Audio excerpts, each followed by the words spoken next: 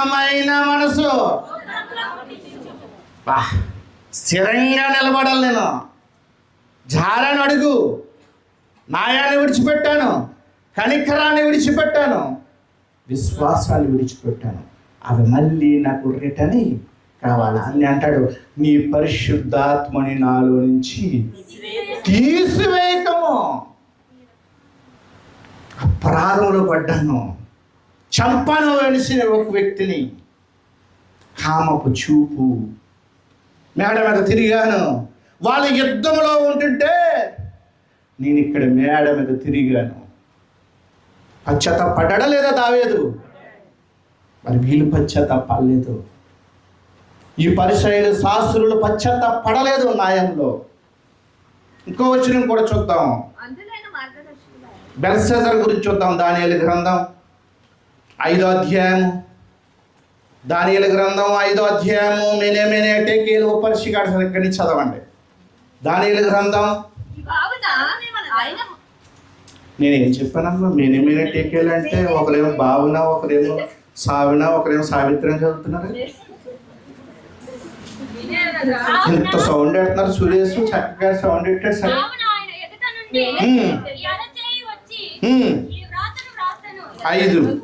దానియేలు గ్రంథం 5వ అధ్యాయం ఎక్కడ? మెనే టెకేల్. నేను చదువుతాను 25వ వచనం. ఈ వాక్య భావం ఏమనగా, మెనే అనగా దేవుడి నీ ప్రభుత్వ విషయంలో లెక్క చూచి దాని ముగించెను.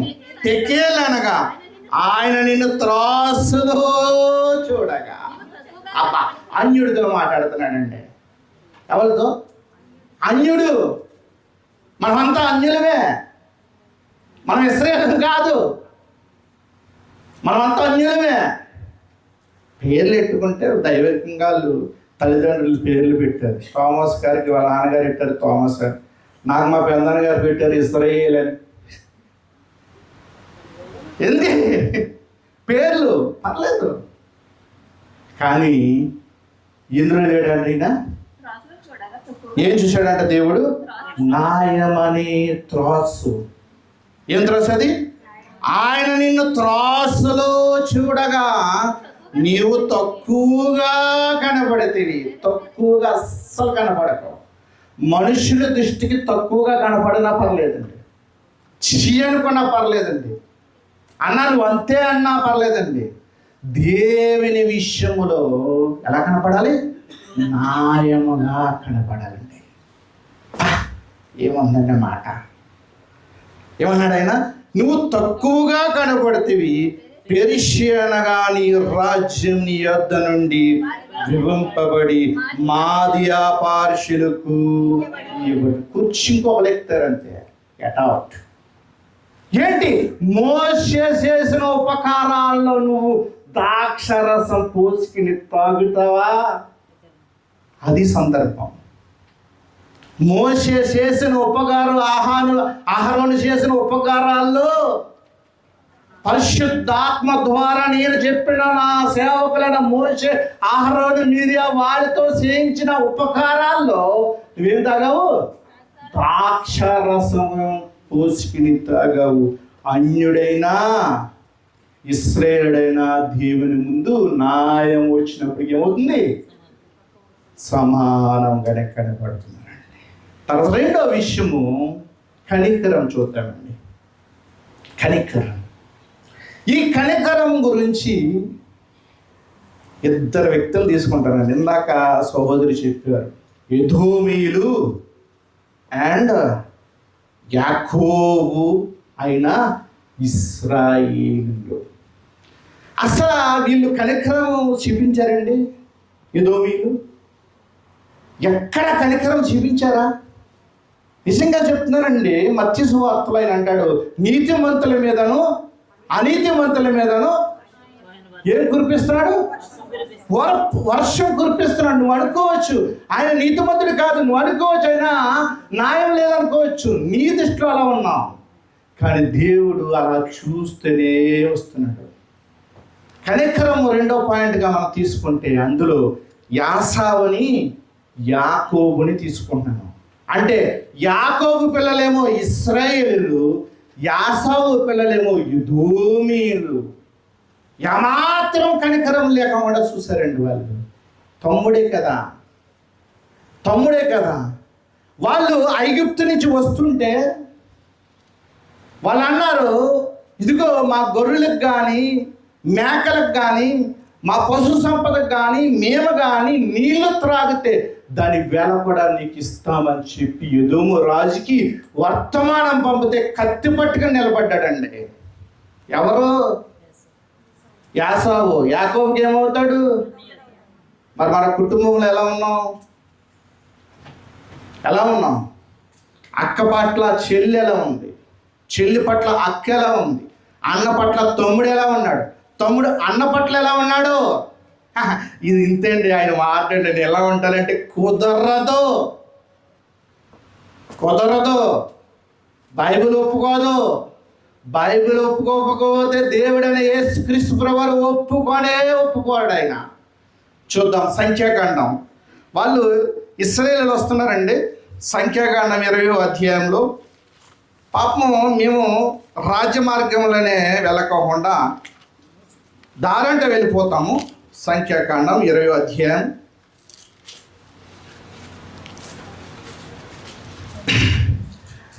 ఇది మీరు ఉపద్య గ్రంథం అంతా రాసుకోండి. దీనికి ఉపద్య గ్రంథం అంతా రాసుకోవచ్చు. ఏంటి? ఇశ్రాయేలు పట్ల ఎదోమీయులు ఏం కలిగి ఉన్నారు? పగ కలిగి ఉన్నారు. అంటే ఏమి లేదు వాళ్ళకి, వాళ్ళు కనికరం లేదు. రెండో పాయింట్. ఏం పాయింట్ అది? కనికరం లేదు. అది నీలో కనికరం లేకపోతే దేవుడు ఆ మహాపట్నాన్ని ఇవ్వడు. నీలో కనికరం చూపించకపోతే దేవుడు ఆ మహాపట్నాన్ని ఇవ్వడు. అది ఇదిగో ఇశ్రాయేలు వెళ్తున్నారండి. అప్పుడు నీళ్ళు కావాలని అడిగాడు ఇశ్రాయేలుడు.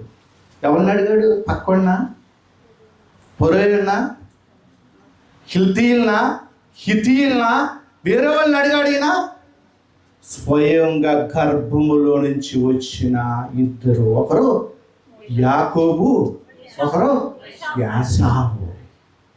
ఒకరు యాకోబు, ఒకరు యాసావు. ఒక్క గర్భం నుంచి వచ్చిన వ్యక్తులు దేవుని పట్ల ఒకళ్ళేమో కనికరం కలిగి ఉన్నారు ఇశ్రాయేలీయులు, కనికరం లేనివారు ఎదోమీయులు. అందుకని శూరుడా, చేసిన కీడుని బట్టి నువ్వు అతిశిస్తున్నావా అని అడుగుతున్నాడు 52వ సంకీర్తనలో. దోయేగు పశువుల కాపరి సౌలు దగ్గర మేను సౌలుకి సమాచారం అందిస్తున్నాడు దోయేగు. సూర్యుడా, దావీదు రాస్తున్నాడు, ఏంటి కీడి చేస్తే అతిశిస్తున్నావేంటి? నీ గుడారంలో నుంచి నేను ఏం చేస్తాను? పెళ్ళగిస్తాను నిన్ను. దారంట వెళ్తున్నారండి, కనికరం లేకుండా చూపించారండి. ఇక్కడ వాళ్ళు ఎంతలా చూపించారో. సంఖ్యాకాండం 20వ అధ్యాయం 14వ వచనం. మోషే కాదేశు నుండి ఎదోము రాజు యొద్దకు దూతలను పంపి, బాగా గుర్తుపెట్టుకోండి, నీకు గుడిదీర్ఘం ఉంది, నీ సహోదరుడకు ఇశ్రాయేలు అడిగినది ఏమనగా, మాకు వచ్చిన కష్టం యావత్తు నీకు తెలిసినది.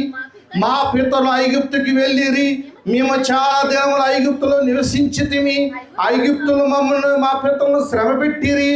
మేము యెహోవాకు మొరపెట్టగా ఆయన మా మొర విని దూతను, ఈ దూత ఎవరు? యేసుప్రభు గారు. దూతను పంపి ఐగుప్తు నుండి మమ్మల్ని రప్పించి, ఇదిగో మేము నీ పొలమేరుల చివరకు కాదేశు పట్టణంలో ఉన్నాము, మమ్మను నీ దేశమును దాటి పోనిమ్ము.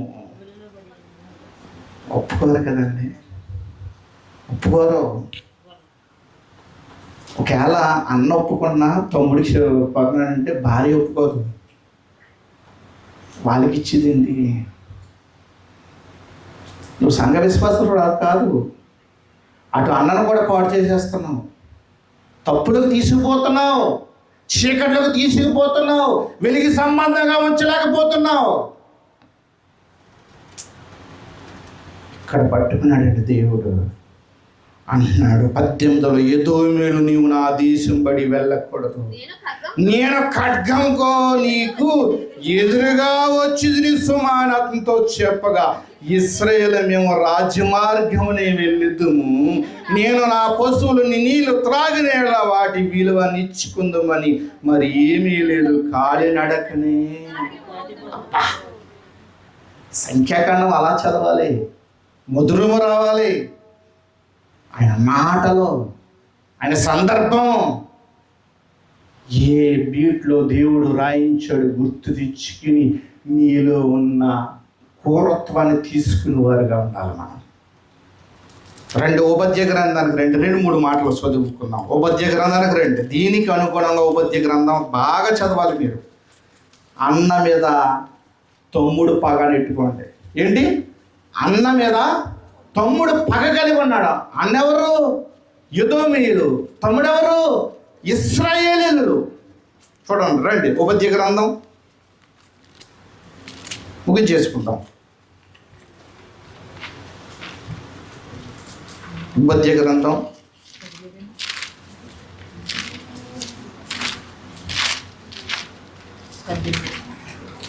14 చదవండి. వారిలో తప్పించుకున్న వారిని సంహారించుటకు అడ్డత్రోవల నీవు నిలువ తగదు. శ్రమదినమందు అతనికి శిక్షించిన వారిని శత్రువుల చేతికి అప్పగింప తగదు. యెహోవా దినము అన్యజనులందరి మీదకి వచ్చుచున్నది. అప్పుడు నీవు 13 చదవండి. నా జనులు ఆపద్దినమున నీవు వారి గుమ్ములో చొరబడి తగదు, వారి ఆపద్దినము నీవు సంతోషింపదపడదు, వారు బాధింప చూడతగదు, వారి ఆపద్దినములో నీవు వారి ఆస్తిని పట్టుకున తగదు, వారిలో తప్పించుకుని వారిని సంహరించుటకు అడ్డత్రోవలో నీవు నిలవ తగదు. ఎలా ఉన్నాడు? పగ కలిగి ఉన్నాడు. 11 నీవు పగవాడివై నిలిచిన దినమందు, పరదేశులు వారి ఆస్తిని పట్టుకున్న దినమందు, అన్యులు వారి గుమ్మములో చొరబడి యెరూషలేము మీద చీట్లు వేసిన దినమందు నీవు వారితో కూడా కలిసి ఉంటివి కదా. దుష్టుల ఆలోచన చొప్పున నడవక పాపుల మార్గమున నిలవక, అంటే దుష్టులతో ఏం చేశాడు ఏసావు? సాంగత్యం చేసి ఇశ్రాయేలు మీద పగ కలిగి ఉన్నాడు. అంటే ఏమి లేదు ఇందులో, ఈయనకి కనికరమ లేదు. కనికరమ లేదండి. ఇంకో మాట కూడా చూద్దాం. లోకసువార్త రండి, సమరయుడి దగ్గరికి వెళ్దాం. లోకసువార్త 10వ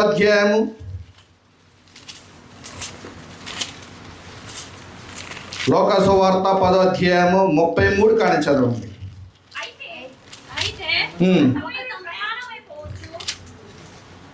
చదవమ్మా, పాస్ అవుతున్నా కదమ్మా, చదువు. ఎవరు? అయితే ఒక సమరయుడు ప్రయాణము పోవచ్చు, అతడు పడున్న చోటికి వచ్చి అతన్ని చూచి అతని మీద జాలిపడి దగ్గరికి పోయి నూనె ద్రాక్షారసం పూసి అతని గాయములు కట్టి తన వాహనం మీద ఎక్కించుకుని, మొత్తం అంతా కూడా మనం విన్నాం. 29వ వచనం చూడండి. అయితే కనపడతారు మనకి. నీతిమంతులు అగపడతాం బాగా గొప్ప సంగతి. సరేగా, నువ్వు నీతిమంతుడిగా అగపడతాం పాస్టర్ గారి ముందు గొప్ప సంగతి. మనుషుడు ఏ రకమైన యాక్టింగ్ చేస్తూ ఉంటాడు. హృదయాన్ని ఎవరు పరీక్షిస్తున్నారు? దేవుడు పరీక్షిస్తున్నాడు. ఆ హృదయంలో న్యాయం ఉందా, కనికరం ఉందా, విశ్వాసం ఉందా, ఆయన చూస్తున్నాడు. ధర్మశాస్త్రం తెలిసిన లేవీయుడు తప్పుపోయాడు, వెళ్ళిపోయాడు, పక్క నుంచి వెళ్ళిపోయాడు. యాజకుడు పక్క నుంచి వెళ్ళిపోయాడు.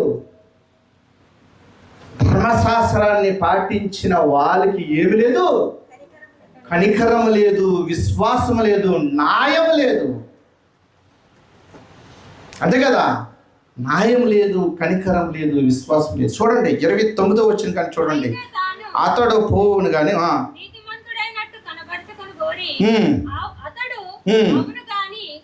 పొరుగువాడు ఎవడని యేసుని అడిగాను.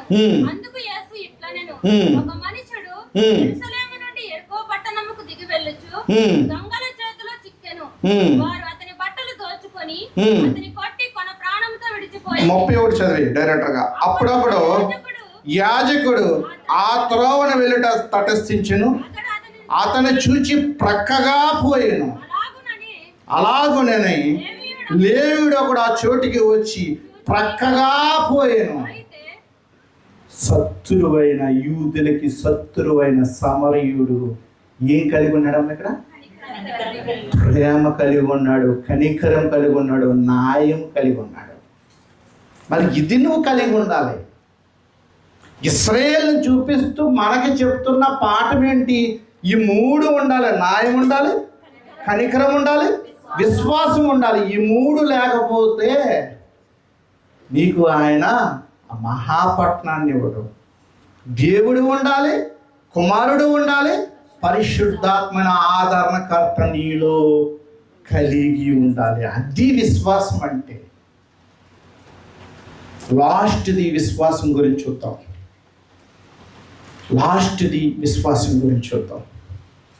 హబక్కూకు గ్రంథం తీయండి. లాస్ట్ది విశ్వాసం గురించి చూసి దీన్ని 3 కలిపి ఒకసారి మాట్లాడితే మనం ముగించుకున్నాం. హబక్కూకు గ్రంథం 2వ అధ్యాయం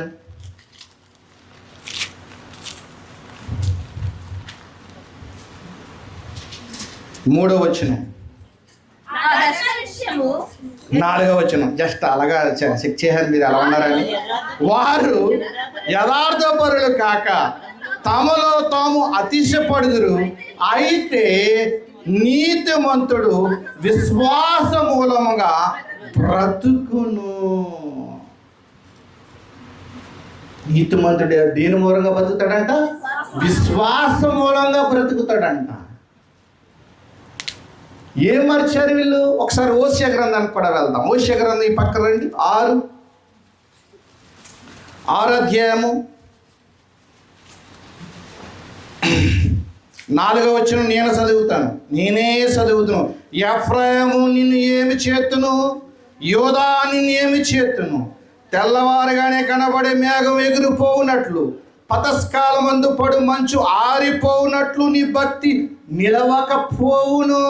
కాబట్టి నేను చేసిన తీర్పులు వెలుగు వలె ప్రకాశించినట్లు ప్రవక్తల చేత నేను వారిని కొట్టి బద్దల చేసి ఉన్నాను. నా నోటి మాటల చేత వారిని వధించి ఉన్నాను. నేను బలిని కోరును గాని కనికరమనే కోరుచున్నానంటే. దహన బలుల కంటే ఎప్పుడు దహన బలుల కంటే అని చదవాలి. దహన బలుల కంటే దేవుని గూర్చిన జ్ఞానము నాకు ఇష్టమైనది. సౌలు దహన బలిని అడిగాడా, మాట వినటం శ్రేష్టం అని అడిగాడు? దేవుడు మాట వినటం శ్రేష్టం. అందులో న్యాయం కనపడుతుంది, కనికరం కనపడుతుంది, విశ్వాసం కనపడుతుంది. మీకా గ్రంథానికి కూడా వెళ్దాం. యోనా గారు ముందో వెనకాల ఉంటారు. మీకా గ్రంథం 6వ అధ్యాయం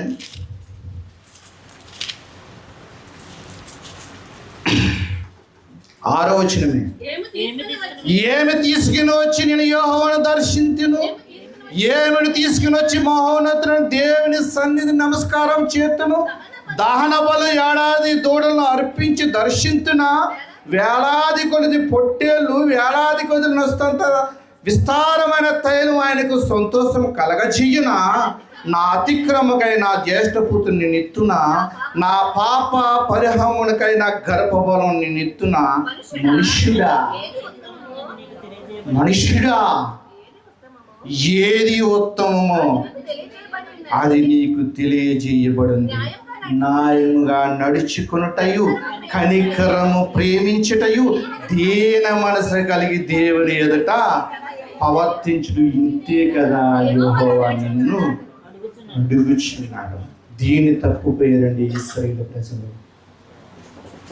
అందుకని దోమ వడగట్టి ఏం మింగుతున్నారంటే వాళ్ళు ఒంటిని మింగేస్తున్నారు. రెండు అపవిత్రమైనదే. లేవికాండ 11 అధ్యాయం అంతా మీరు రాసుకోండి. తర్వాత రెండు అపవిత్రమైనదే. ఒంటి నెమరు వేస్తుంది, డెక్కలు రెండు కలిసి ఉంటాయి. అపవిత్రమైనది అది, అపవిత్రమైనది అది. స్త్రీలు అసలు భుజించకూడదని. కాబట్టి రండి మత్తయి సువార్త ముగించుకుందాం.